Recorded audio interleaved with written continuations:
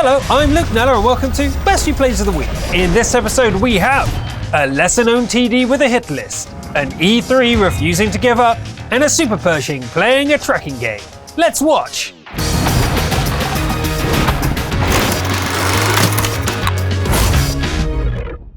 Our first replay comes from Morinage from the EU server. This is a dream matchup for this tier 10 light tank.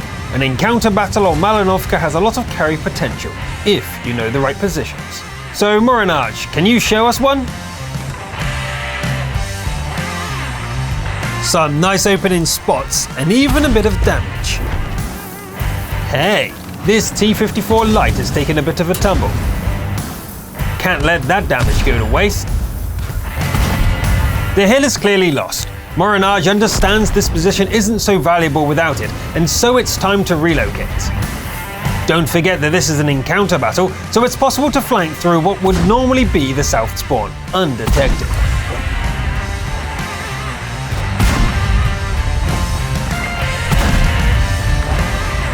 Even with all this flanking damage, our list of allies grows shorter by the minute. Time to reposition again. Not that way. That's more like it.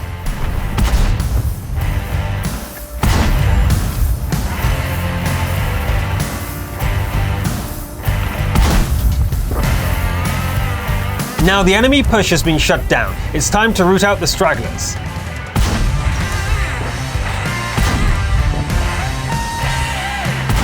This could have gone better, but there's only 3 enemies left now. Look into their ammunition. Our hero realizes it is running low and will need some support from the final friendly. Working together, they agree to take the hill and manage to shave some HP off the enemy T-54 Mod 1 along the way. The arty has started a capture. This isn't a problem in encounter, there's plenty of time for our hero to set up a crossfire.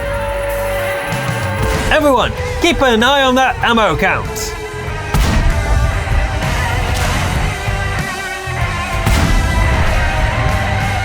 Phew, that was close. One miss would have ended it for our hero, but Morinage kept it cool and made the shots count.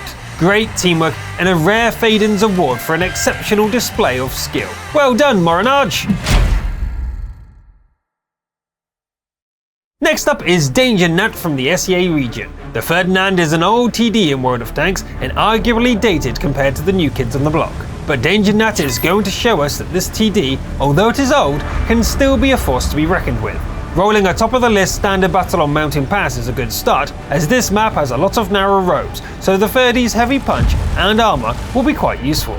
One of the new Swedish TDs is first on the hit list for this monstrous 128mm cannon.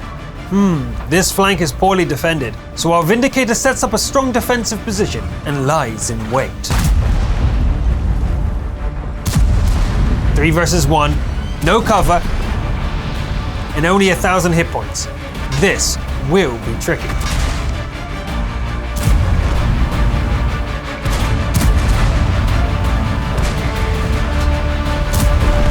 With some keen support from the AT-7, the foes are vanquished and the flank secure. Time to reinforce somewhere else. If you've a keen eye, you'll notice that Danger Nat is keeping Arty safe using that high wall. Very sensible, things considered. This little TD's day just soured. Some good timing on the Borsig's reload allows our Vindicator a free shot.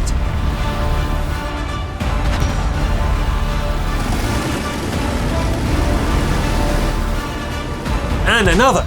Not fast enough, E25. Half the remaining enemies are artillery, so remaining in cover will be quintessential to victory. This Su-101 didn't get the memo. Nor this Dicker Max. Hang on, that's the 4th German TD Danger Nat has killed this battle, all released after our traditional 30. This old dog showed the new pups what for. Some disorganized relocating leaves this M44 caught in the open. Time is running short, so long travel is not an option. Excluding the enemy base, the most likely place for this remaining arty to be is, our own base. Gotcha! With just 7 seconds left on the clock. Talk about a close game. 11 kills and over 1,800 base XP plants our Top Gun award firmly upon Danger Nat's barrel. Now we go back to the EU region for our Confederate. AIM-X is driving the recently buffed M48 pattern. It has now become one of the most powerful mediums on the battlefield, in the right hand. And on Fisherman's Bay, there are many opportunities with many ridges and long ranges that this American powerhouse can put to good use. A good player knows the importance of an early HP lead. Ouch, maybe not as much of a lead as AIM-X expected. Since there are no artillery units, some active play on this middle slope can yield good results.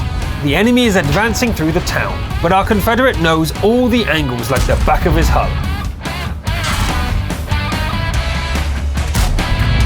This ridgeline provides an excellent spot to set up and support what remains of the eastern flank.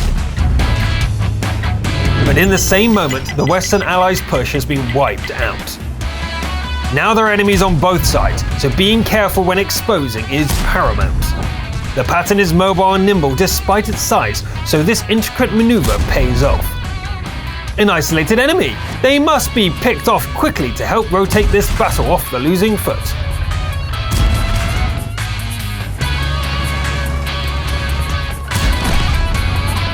The T-44 is doing a great job of keeping the enemy spotted. Perfect opportunity for a double bush.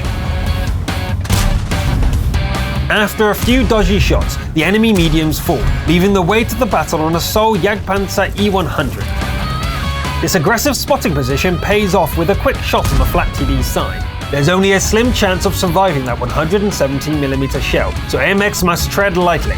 Support arrives just as the base is captured, and it becomes a two-pronged victory. This battle would have surely been a loss if it wasn't for our American muscle. Almost 10,000 damage and a second gun mark. A great display of how to fight a battle on the back foot, AIM-X.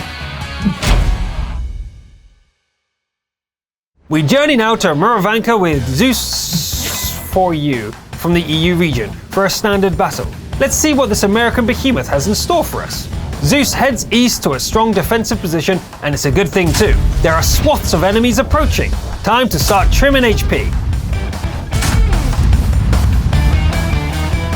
Only the mighty Russian IS-3 stands up to the 150mm shell, and lucky for Zeus that shot didn't penetrate.